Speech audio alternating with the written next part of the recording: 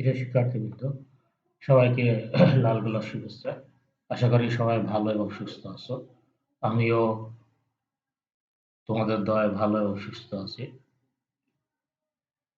আজকে আমি আমার পরিচয় দিচ্ছি। প্রথমে আমার পরিচয় দিচ্ছি।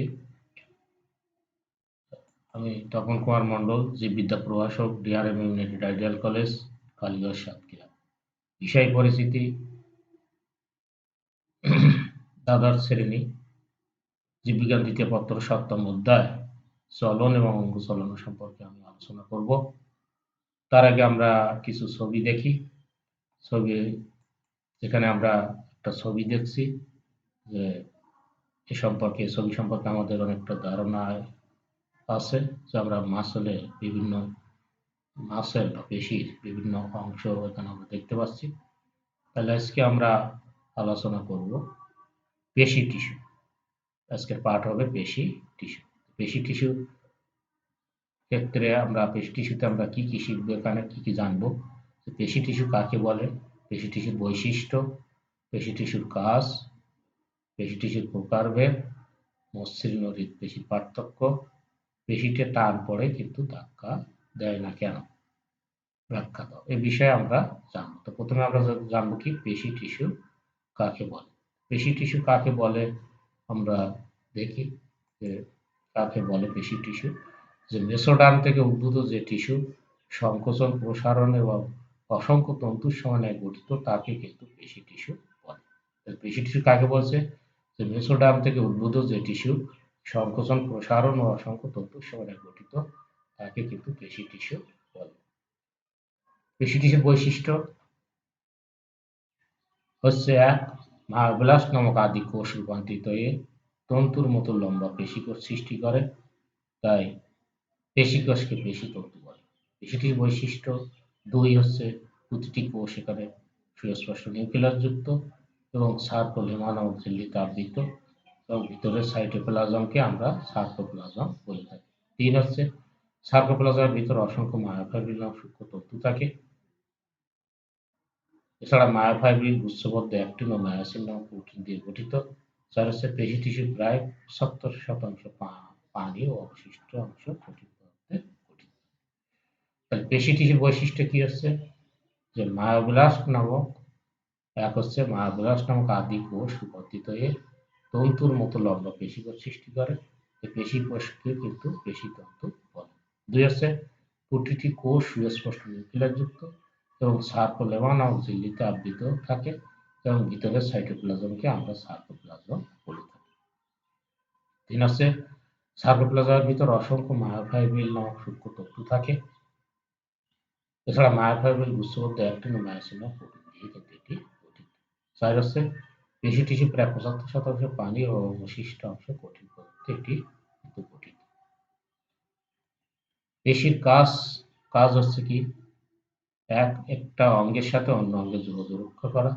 ২ হচ্ছে অঙ্গ চলাচলে সাহায্য করা। ৩ হচ্ছে দেহের পুষ্টি সরবরাহ করা।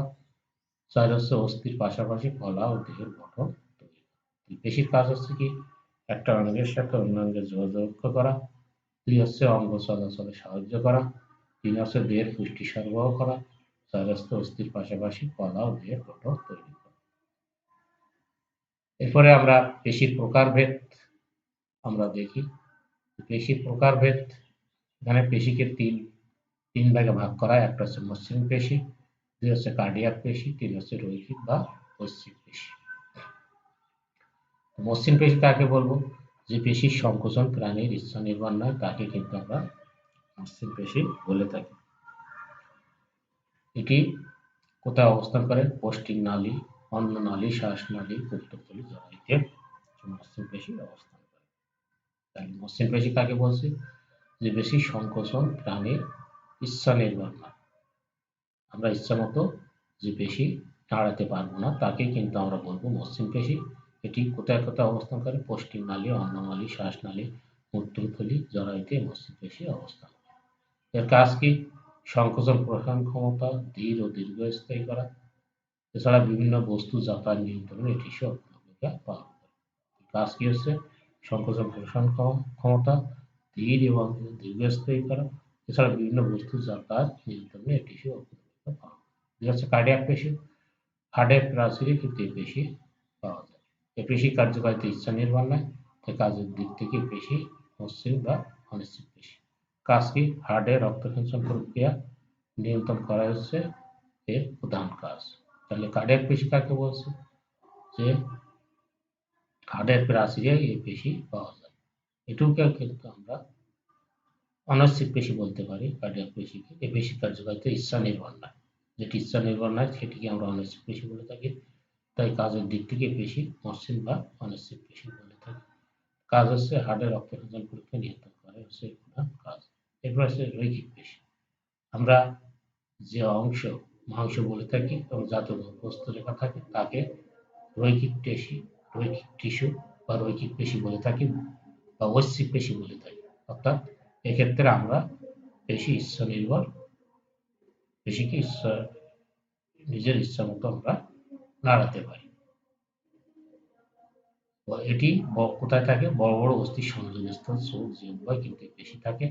কাজ হচ্ছে সংকোচন প্রসারণ ক্ষমতা দ্রুত করা, প্রাণীর চলনে এই পেশি মৃত্যু হয়ে থাকে।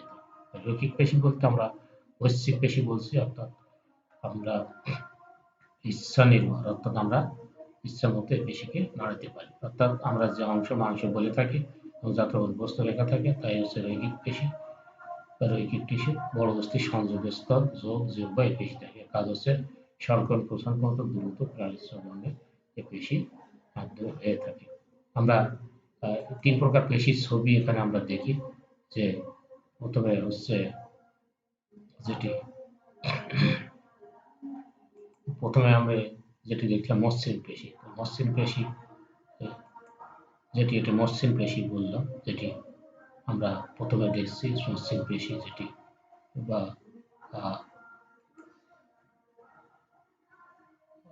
ইচ্ছা নির্ভর না যে পেশি, এটিকে মসৃণ পেশি বলছি।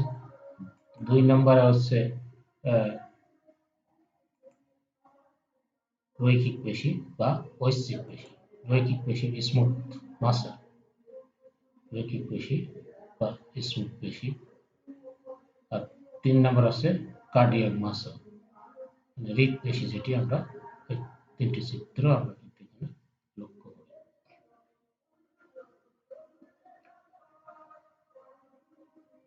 তাহলে তিন প্রকার চিত্র আমরা কি দেখলাম? যে মসৃণ পেশি, কার্ডিয়াক পেশি আর রৈখিক বা ঐচ্ছিক পেশি। এরপরে আমরা এক প্রকারভেদ আমরা যদি দেখি, যে পেশি তন্তুগুলো লম্বা ও মাকু আকৃতির এবং শাখা বিয়ে নিয়ে থাকে। দুই হচ্ছে হৃদপেশি তন্তুগুলো খাটো, বেলনাকার এবং শাখাযুক্ত হয়ে থাকে। দুই হচ্ছে মসৃণ পেশির তন্তুতে অনুপ্রস্থ রেখা নাই। দুই হচ্ছে হৃদপেশিতে অনুপ্রস্থ রেখা উপস্থিত। তিন হচ্ছে মসৃণ পেশিতে ইন্টারক্যালেটেড ডিস্ক থাকে না। হৃদপেশির ক্ষেত্রে কোষগুলো সংযুক্ত ইন্টারক্যালেটেড ডিস্ক থাকে। চার হচ্ছে মসৃণ পেশিতে পেশি কোষের আবরণ বা সার্কোলেমা স্পষ্ট। চার হচ্ছে হৃদপেশির ক্ষেত্রে সার্কোলেমা সূক্ষ্ম। পাঁচ হচ্ছে মসৃণ পেশিতে নিউক্লিয়াস কোষের চওড়া অংশ অবস্থান করে। পাঁচ হৃদপেশির ক্ষেত্রে নিউক্লিয়াসটি কোষের কেন্দ্রে অবস্থান করে। ছয় হচ্ছে মসৃণ পেশি মায়োফাইব্রিন পেশিতন্তু দৈর্ঘ্য বরাবর বিস্তৃত।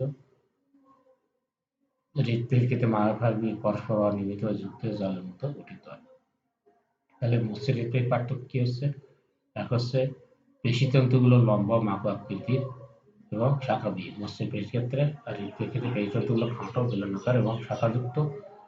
দুই হচ্ছে মসৃণ তন্তুতে পেশির ক্ষেত্রে তন্তুতে অনুপ্রস্থ রেখা নাই, আর হৃদপেশিতে অনুপ্রস্থ রেখা উপস্থিত।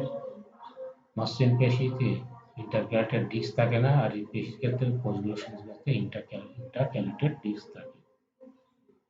চার, মসৃণ পেশিতে পেশি কোষের আবরণ বা সার্কোলেমা স্পষ্ট। চার, হৃদপেশিতে এখানে সার্কোলেমা সূক্ষ্ম। পাঁচ হচ্ছে মসৃণ পেশিতে নিউক্লিয়াস কোষের চওড়া অংশ অবস্থান করে। হৃদপেশির ক্ষেত্রে নিউক্লিয়াসটি কোষের কেন্দ্রে অবস্থান করে। ছয় হচ্ছে মসৃণ পেশিতে মায়োফাইব্রিন পেশিতন্তু দৈর্ঘ্য বরাবর বিস্তৃত। ছয় হচ্ছে হৃদপেশির ক্ষেত্রে মায়োফাইব্রিন পরস্পর অনিয়মিত যুক্ত হয়ে জালের মতো গঠিত। এটি হলো মসৃণ এবং হৃৎপিণ্ড পার্থক্য। এরপরে আমরা পেশিটি টান পড়ে কিন্তু ধাক্কা দেয় না। এটির ব্যাখ্যা যদি আমরা যাই, যে এখানে ৩ প্রকার পেশি আমরা দেখছি, যে স্কেলেটাল মাসল, স্মুথ মাসল আর কার্ডিয়াক মাসল।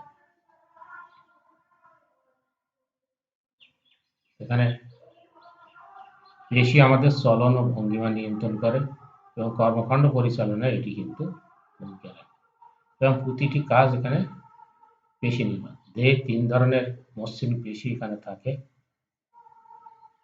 এক হচ্ছে মসৃণ পেশি বা স্মুথ মাসল, যেটি আমরা মধ্যে লক্ষ্য করছি, স্মুথ মাসল বা মসৃণ পেশি।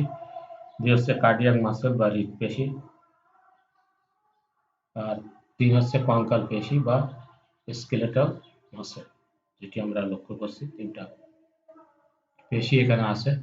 এটি কি হয়, যে মানব দেহের কঙ্কাল পেশিগুলো জোড়ায় জোড়ায়, আর পেশিগুলি এমনভাবে গঠিত থাকে যাতে কেবল এটি সংকুচিত হতে পারে, কিন্তু এটি কিন্তু সংকুচিত হতে পারে, অর্থাৎ এটি কিন্তু টান দিতে পারে, অর্থাৎ এতে টান করতে পারে, কিন্তু এটি কিন্তু ধাক্কা দিতে পারে না। পেশি নিজে বাঁকা হয় না এবং এটি কি করে, নিজে বাঁকা নয় সন্ধিকে কি করে, অর্থাৎ সন্ধিকে টেনে বাঁকিয়ে আনে। এই কারণে পেশিতে টান পড়ে কিন্তু ধাক্কা দেয় না। তাহলে এখানে পেশি টান পড়ে কিন্তু ধাক্কা দেয় না যদি আমরা ব্যাখ্যা করি, যে পেশি হচ্ছে আমাদের চলন ও ভঙ্গিমা নিয়ন্ত্রণ করে এবং কর্মকাণ্ড পরিচালনায় ভূমিকা রাখে। প্রতিটি কাজ পেশি নির্ভর এখানে, অর্থাৎ দেহে ৩ ধরনের পেশি এখানে থাকে। এক হচ্ছে মসৃণ পেশি, হৃৎপেশি আর কঙ্কাল পেশি। মানব দেহের কঙ্কাল পেশিগুলো এখানে কি করে, জোড়ায় জোড়ায় অবস্থান করে, তার পেশিগুলি এমনভাবে গঠিত যাতে কেবল এটি সংকুচিত হতে পারে, অর্থাৎ এটি টান দিতে পারে, এবং এতে কিন্তু টান পড়তে পারে, কিন্তু এটি ধাক্কা দিতে পারে না। পেশি নিজে এখানে কি হয়, বাঁকা হয় না, সন্ধিকে টেনে বাঁকিয়ে আনে, এই কারণে পেশি এটি টান পড়ে এবং কিন্তু ধাক্কা দেয়। ৩ প্রকার পেশি, যেটি মসৃণ পেশি আমরা যেটি বলছি সেটি হচ্ছে স্মুথ মাসল, আর হৃৎপেশি যেটি সেটিকে বলছি কার্ডিয়াক মাসল, আর কঙ্কাল পেশি যেটি সেটিকে বলছি স্কেলেটাল মাসল। এই ৩ প্রকার পেশি কিন্তু এখানে আছে।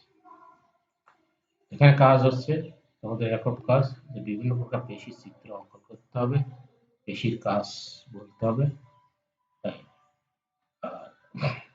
তাই একক কাজের আগে তোমাদের মূল্যায়ন যেটি থাকবে, পেশি কাকে বলে, পেশির প্রকারভেদ, মসৃণ হৃৎপেশির পার্থক্য, এইগুলো কিন্তু জানবে। আর একক কাজ বিভিন্ন প্রকার পেশির চিত্র অঙ্কন করতে হবে, পেশির কাজ বলতে হবে। আর বাড়ির কাজ থাকবে যে এই যে ৩ প্রকার পেশি, এই ৩ প্রকার পেশির এটি কিন্তু ছবি অঙ্কন, লেবেলিং এবং এর কাজ কি, এগুলো কিন্তু এটি জানতে হবে। এরপরে আমি যেসব বইয়ের সহযোগিতা নিয়েছি, ডক্টর মোহাম্মদ আবুল আশা, দুই হচ্ছে গাজী আজমল, এগুলার সহযোগিতায় আমি তোমাদের এই ক্লাস নিয়েছি। এরপরে আগামী দিনের ক্লাস বা পরবর্তী দিনের ক্লাস যেটি, এটি সম্পর্কে তোমরা একটু জেনে আসবে। এক হচ্ছে অস্থিভঙ্গ এবং প্রাথমিক চিকিৎসা সম্পর্কে আলোচনা করব। প্রিয় শিক্ষার্থীবৃন্দ, আজকে আমি পেশি সম্পর্কে আলোচনা করলাম, পেশির বিভিন্ন সংজ্ঞা, পেশির সংজ্ঞা, পেশির বৈশিষ্ট্য, তারপর পেশির কাজ, পেশি টিস্যুর কাজ, পেশি টিস্যুর প্রকারভেদ, মসৃণ পেশি ও হৃৎপেশির পার্থক্য, পেশিতে টান পড়ে না কিন্তু ধাক্কা দেয় না কেন, এটির ব্যাখ্যা, এগুলো তোমরা ভালোভাবে পড়বে এবং দেখবে। সবাই ভালো থাকে এবং সুস্থ থাকে। সবাইকে ধন্যবাদ।